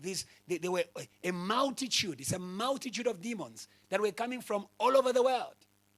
That's why Jesus says the prince of this world is coming. It was a gathering of demons. Hello? Are you still here? Yes. Let's read. Verse 11. Yes. Be not far from me, Yeah. for trouble is near. For trouble is near. Continue. For there is none to help. Yes. Many bulls have surrounded me. Many bulls have surrounded me. Strong bulls of Bashan have encircled me. Yes. They gape at me with their mouths like a raging and roaring lion. Yes. Now I'll ask you a question. When we read the Bible and we see Jesus suffering on the cross, being beaten in the city, being mocked, do we see the bulls?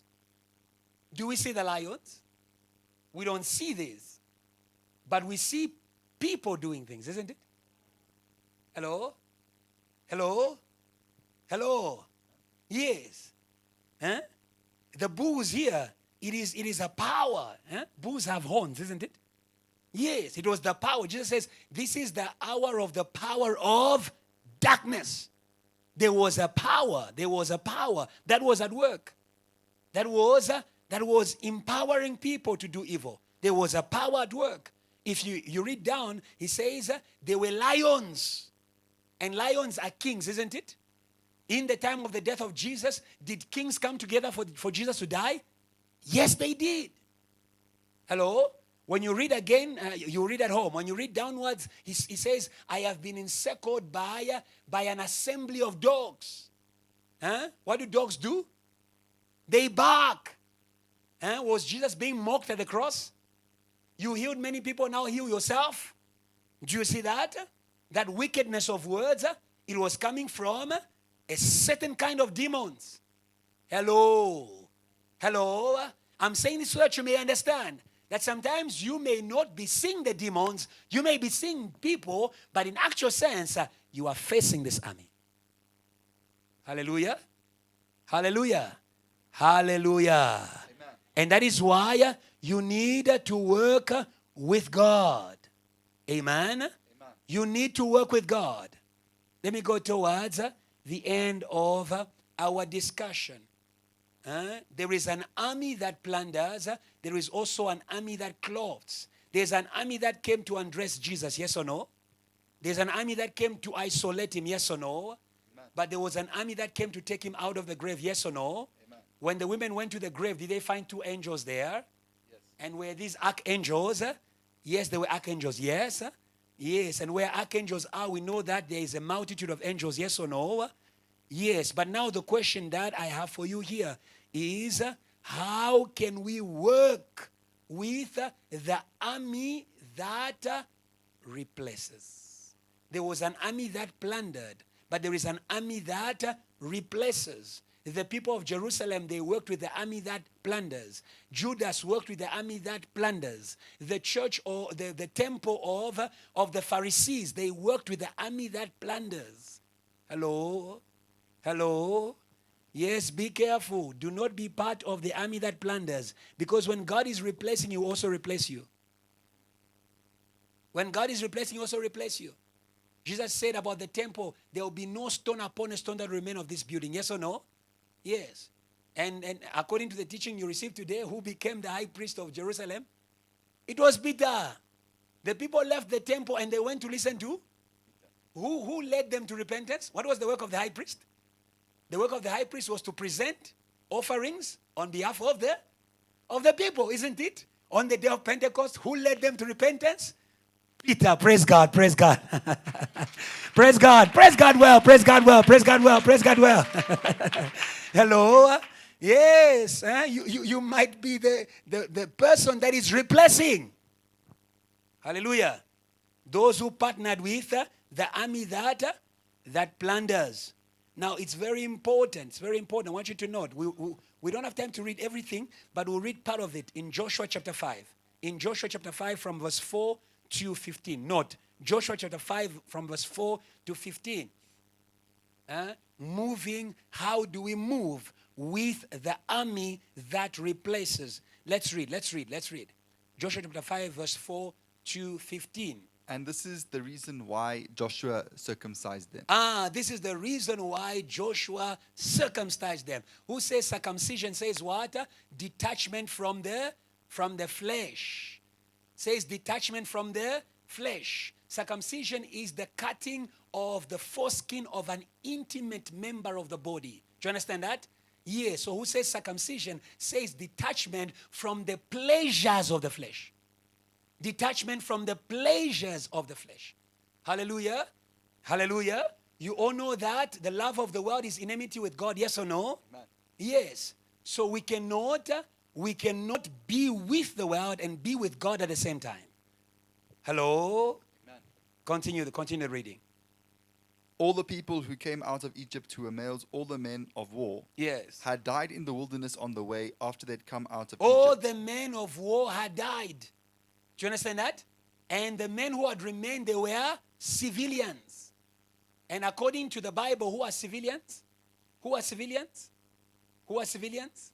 Who are civilians? It is people who are sensitive to matters of the flesh. The Apostle Paul said to Timothy, suffer with me as a good soldier of Jesus Christ.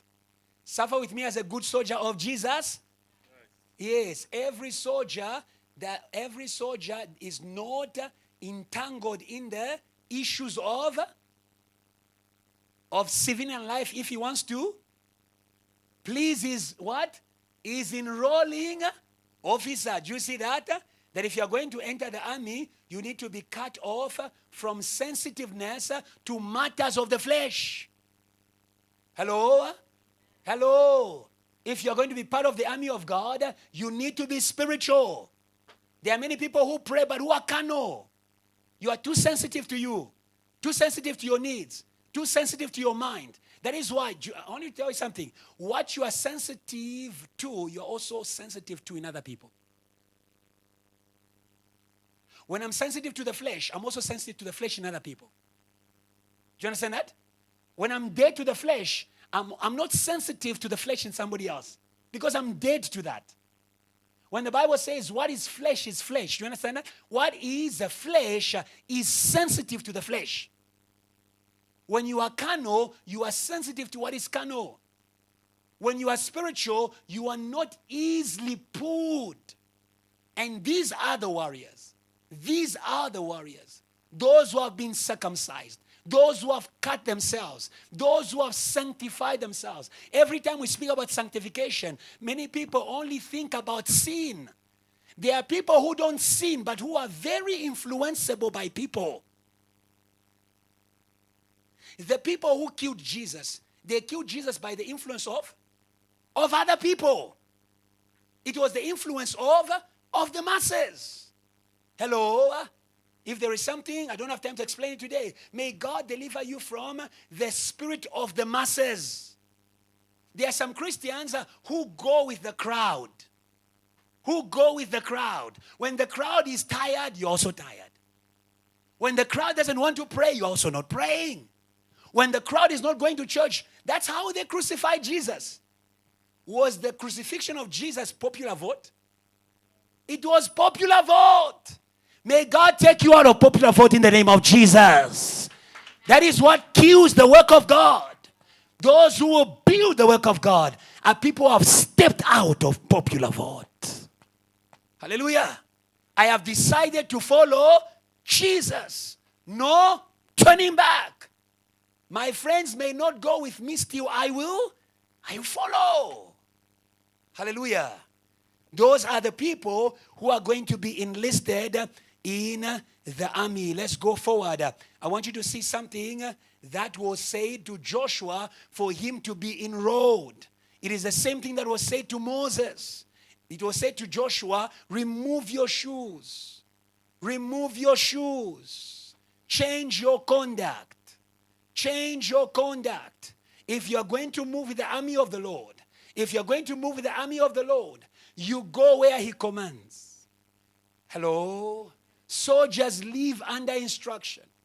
Soldiers live under instruction. One of the reasons why we have got weak churches today is because we are not soldiers. Hello? Everybody does what they want when they feel like. Everybody does what they want when they feel like. Hallelujah. Hallelujah. Today allow God to make you a soldier. When God commands, we move. The steps of the righteous, they are not negotiated. They are ordered. They are ordered. Ngila ule, order me, order. Do you understand that? And one thing that I love when I was meditating for this Bible study service, when you read Joshua chapter 5 verse 15, the Bible says that the angel said to Joshua, this was a man who was already leading. Hello? The fact that you're a shepherd or leading or preaching or interceding doesn't mean that there are not things that God wants to change in you. The fact that you want change doesn't mean there are not things that God wants to change in you. Moses wanted to free Israel from Egypt, but God had things to do in Moses. And that's why God said to Moses, do what? Remove your shoes. Before he could go with the army. The army that we call the holy ones. The army that we call the holy ground. Do you understand that? Do you understand that? That is the requirement. If you're going to move with the army of God that replaces, that restores, that is going to bring recovery wherever that you are, holiness. Amen. Holiness. And the Bible says he is 3 times holy. It's not just holiness with regards to sin. It's also holiness with regards to influence. It's also holiness with regards to my conduct. Am I going? Do you understand that? Am I going where he's leading me? Or am I resisting him? Today I want you to be a Joshua. If you read verse 15 of Joshua 5, you will see that the angel said to Joshua, remove your shoes. And the Bible says, and Joshua did so. And Joshua did so. Hello? Yes, we live in a time where many people hear from God. Many people hear Bible studies like this one. The problem is not hearing, but it's what you do about what you heard. Hello? What will determine if you're going to move with the angels of God, if you're going to move with the army of God that replaces all things, is not what you declare, it's what you do about what you declare. It's what you do about what you are taught. It's what you do about what you dream. Some of you dream many dreams. But until today, it's almost the end of the year. What have you done about the things God was telling you this year? God says to Moses, behold, I have sent my angel before you. If you do what? If you listen to his voice. And you do what? You do everything that he says. He's going to be the enemy of your enemies. Hallelujah. That is how we enter in this army of those who replace and those who who recover. Hallelujah. Hallelujah. I want to add a last part quickly to this, which is also very important. And it's going to help, especially many of us who are in church and who are serving. God also, I want you to note, the replacement of people who serve besides the man of God. The replacement of people who serve besides the man of God. Our God is not only a God who replaces yours. Our God is not only a God who replaces seasons. Our God is not only a God who makes us to recover from pain. He's also a God who replaces those who partner with the army that destroys. Let's read that. And the first good example of this is who? It's Judas. It's Judas. Let's read it. It's in Acts. Acts chapter 1, verse 15 to 24. And in those days, Peter stood up in the midst of the disciples. Peter stood up in the midst of the disciples. Altogether, the number of names was about 120. Yes. And said, Men and brethren, the scripture had to be fulfilled, which the Holy Spirit spoke before by the mouth of David concerning Judas. And that's something that I found amazing in the scripture, is that the replacement, and this is again very important for people, because sometimes we are in church, we are serving, we are very distracted in the things we think we are doing. As you serve God, pay attention to what He says about you. As you serve God, pay attention to what He says about you. What God says about you as you serve is how He sees you. Many times as people serve, they are more concerned about what other people say about them. They are more concerned about who loves them, who's not clapping for them. But you can see that the replacement of Judas was a prophecy. It means it was announced before. Oh, yeah. It means it was announced before. If it was announced before, it could have been avoided. Oh, yeah. If it was announced before, it could have been avoided. That is why do not take lightly. When you are serving God, He keeps bringing the same dream. He keeps bringing the same warning. He keeps bringing the same warning. Be careful. Continue the reading. Who became a guide to those who arrested Jesus. Who became a guide to those who arrested Jesus. You see clearly that Judas partnered with the army that was going to plunder? Yes. The Bible says the Son of Man must be delivered to be crucified, but cursed be. Cursed be the man through whom this happens.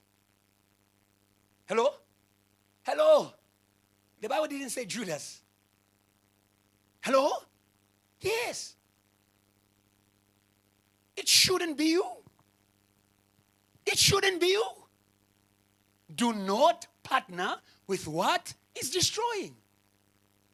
Do not partner with what is destroying.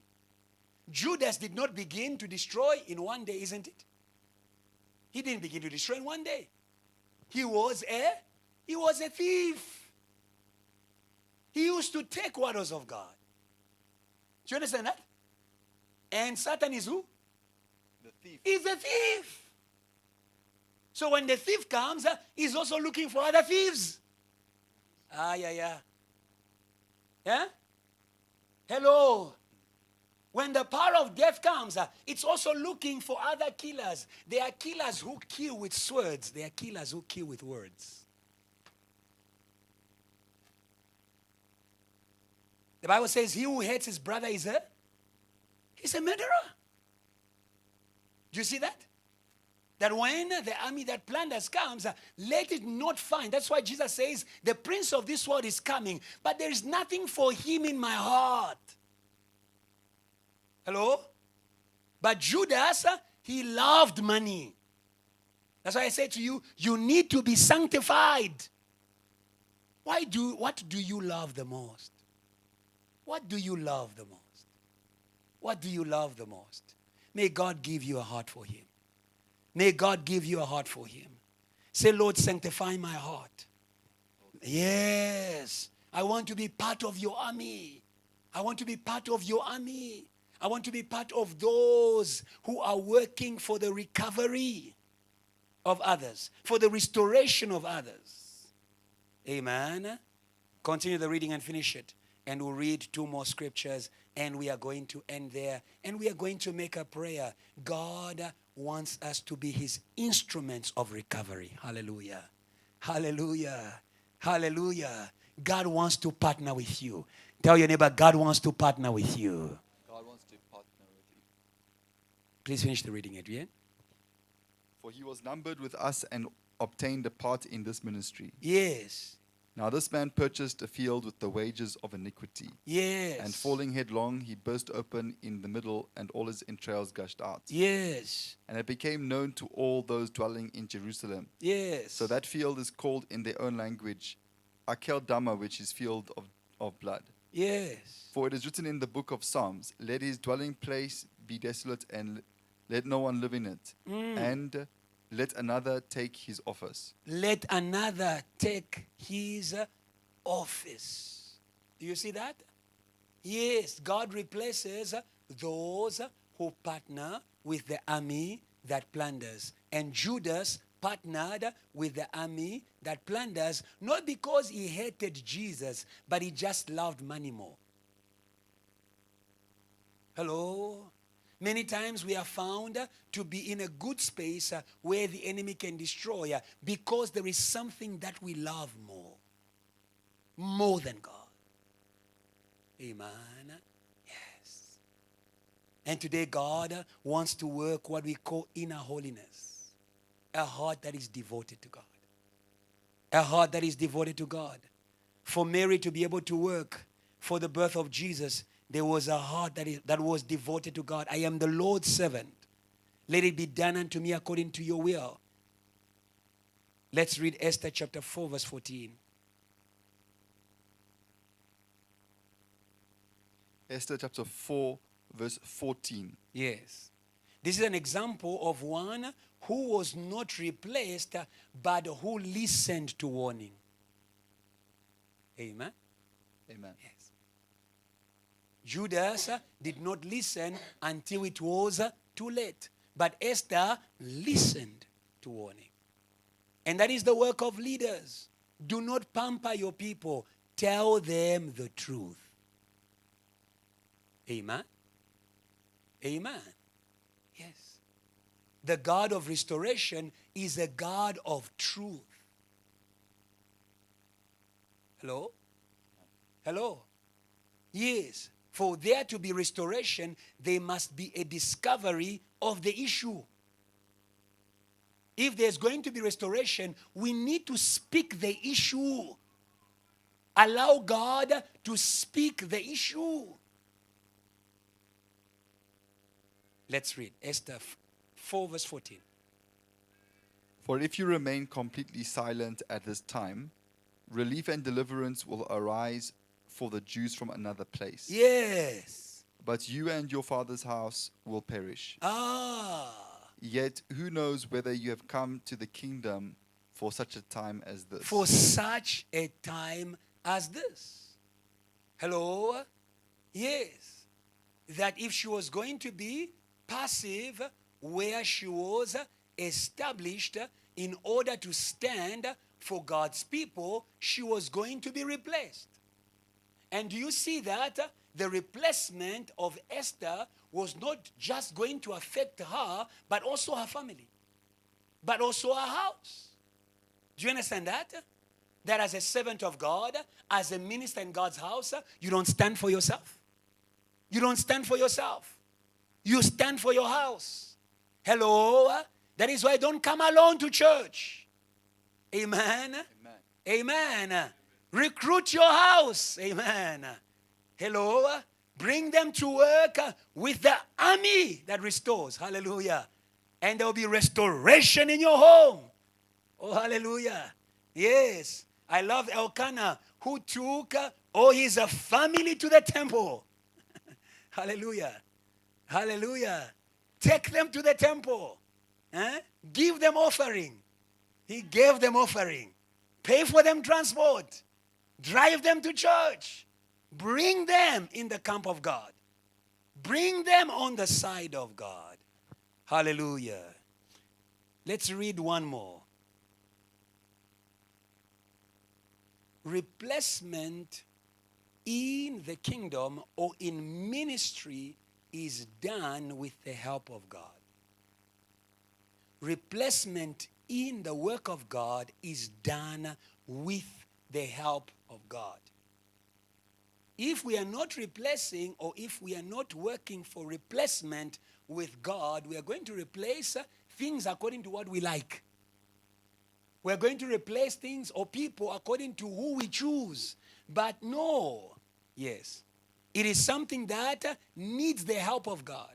We didn't have time to read it in the time we read about Judas. Did they pray about the two people who were going to replace Judas? They prayed. Lord, reveal which one of these two must take the place of Judas. Hallelujah. Yes. Replacement is a work of God with God. We need to listen to God. Hello? Yes. Let's not be quick to give positions to people. Don't be quick to give positions to people. God positions people according to his plans and according to grace. I'll repeat. God positions people according to his plans and according to his grace. Some people have ability, but they don't have the grace. Hello? They are going to fail before Satan. They are going to fail before the battle. Hello? So when you read in 1 Samuel, you will see that God knew who was going to replace Saul. Did God plan to replace Saul? Yes. The Bible says when he had replaced Saul, he raised someone in his place. And he said, I found a man according to my heart. And that's so amazing. That God had already found David, but the prophet was struggling to find David. Yes. God already knew the replacement. God already knew who is graced. Hello? Replacement is a work of God according to his grace and his plans. Hallelujah. Hallelujah. Amen. Why should God replace? Because as long as there is no replacement, there is a gap. There is a gap. They needed to replace Judas for them to experience the grace of the 12. There was a grace of the 12. Those who were called to sit on the 12 thrones of Israel. There was a grace. But they needed to work with God. Hello? Hello? Yes, some of you are in teams where some people were lost. I didn't have time to read that. When you read in Genesis, we see that Seth was the replacement of who? Abel, who was killed by Cain. There are people in your cells, there are people in your departments who were killed, who were taken out of church, who were taken out of the way. Do you understand that? They didn't want. Did Abel want to die? No, he was killed. Do you understand that? But it is God who gave the replacement. Oh, hallelujah. It is God who gave the replacement. I declare it over JTL in every cell, in every department, every space will be occupied. Hallelujah. And that is our prayer tonight. Lord, may you fill the gaps. Lord, may you fill the gaps that was left by the plundering of the enemy. Let's read, and we are going to end there. 1 Samuel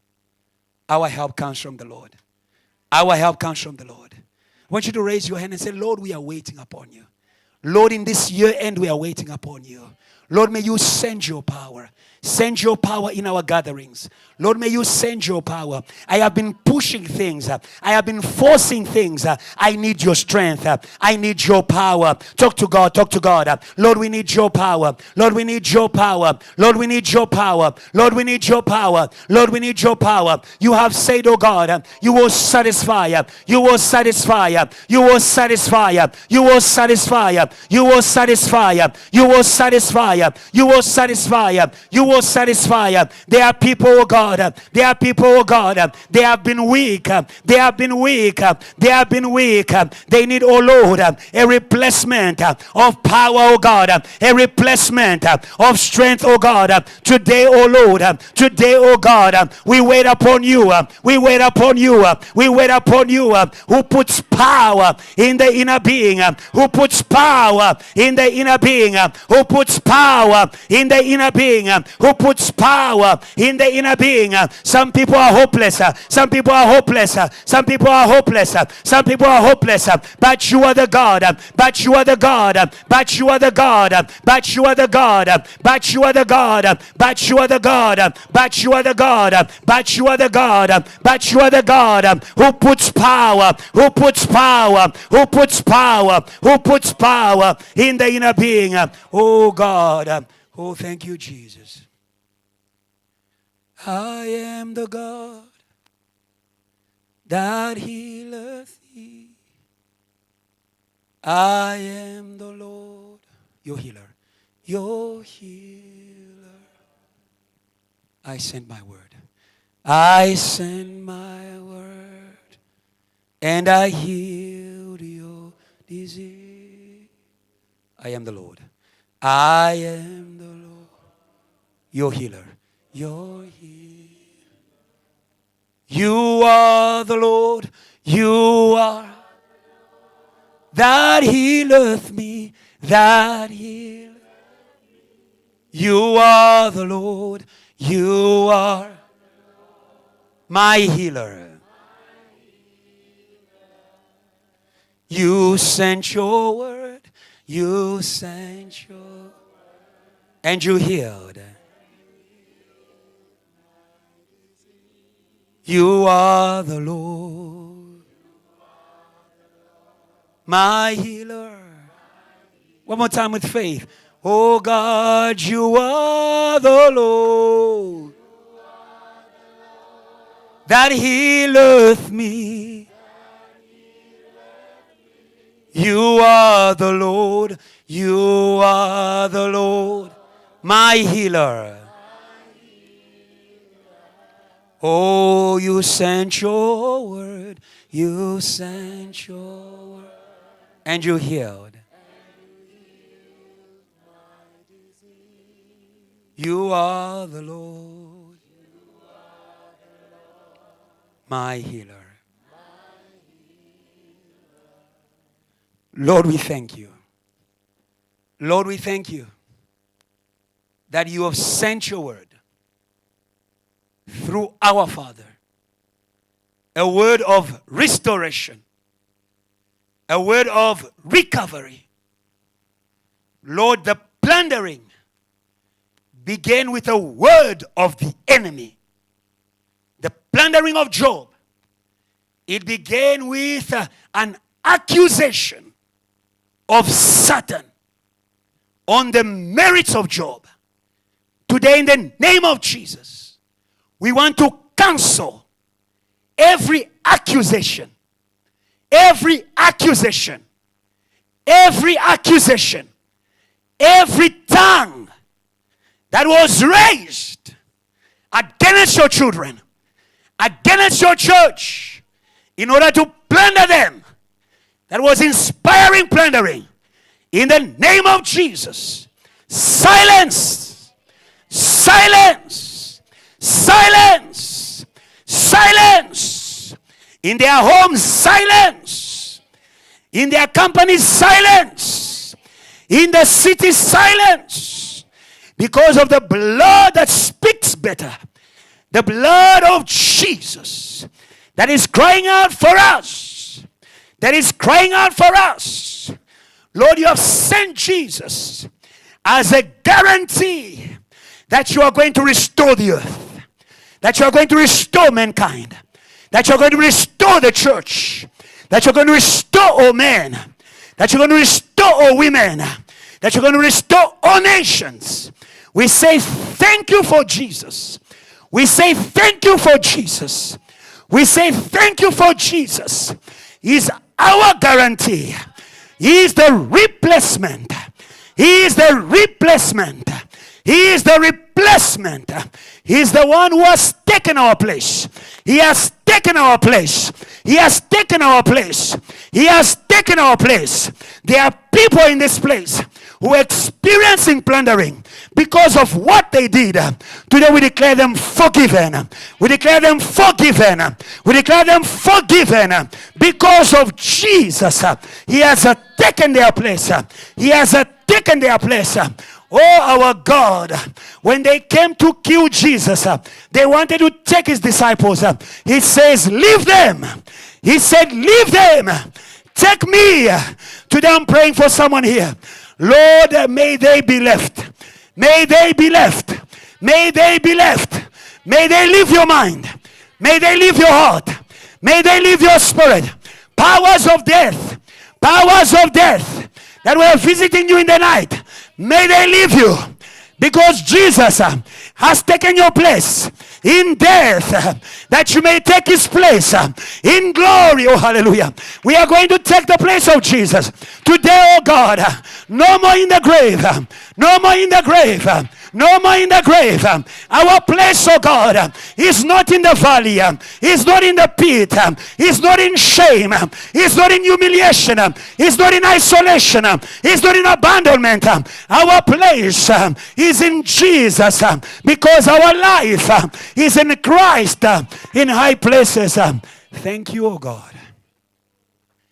You are the God who speaks, and you do. We can feel your commitment in this place to do. We go out of this place with your commitment. God will restore. God will restore. God will restore. May that be our song. When the devil wants us to cry about the past, we pray God will restore. When the devil wants us to feel sorry for ourselves, we are going to sing God will restore. When we see things leaving us, we say God will restore. Our God is a God of all replacement. And we bless his name. He will replace years. He will replace finances. He will replace lost gifts. He will replace lost anointing. He will replace lost life. Lost people. We never lose in you. We never lose in you. That is why we worship you. Your presence is here. Thank you for healing the brokenhearted. Thank you for healing the brokenhearted. Thank you for giving peace to the troubled minds. We thank you because you came, you taught us, and you touched us. And now we go home in praise, because you said we will eat and we will be satisfied and we will praise your name. From here, our life is to praise you. As you put things in our life, as you put things in our church, ours is just to praise you. Our life is a miracle. Replacement is a miracle. Resurrection is a miracle. It's a work of the Spirit. Jesus didn't raise himself. The Spirit of God raised him. That Spirit is here. A spirit of miracles. We believe in it. No more witchcraft. No more witchcraft. No more doubt. No more unbelief. It's not by our work. It's by the Spirit of God. He will do the miracle. He will do the miracle. The gathering in this house is going to be a miracle. Prayer in this house is going to be a miracle. Worship in this house is going to be a miracle. Preaching in this house is going to be a miracle. Teaching in this house is going to be a miracle. Getting married in this house is going to be a miracle. Lord, we thank you because behold the miracles that will follow all those who believe. We believe in you. We thank you because what you have done is not limited to the space, is not limited to this time. From now onwards, we declare like Mary, from now henceforth, from now henceforth, from now henceforth, in the same manner that the enemy planned for years, our blessing, our goodness, our joy shall be for years and shall be forever. Surely goodness and mercy shall follow me all the days. Follow JTL, follow my sister, follow my brother, follow the choir, follow evangelism all the days of our lives, and we will dwell in the covenant of salvation in Jesus' name. Amen. Somebody celebrate the name of Jesus. Celebrate the name of Jesus. Come on, celebrate the name of Jesus. Celebrate the name of Jesus. Celebrate the name of Jesus. Celebrate the name of Jesus. Celebrate the name of Jesus. Hallelujah. Hallelujah. Hallelujah. Come on, greet somebody, tell them replacement by miracle.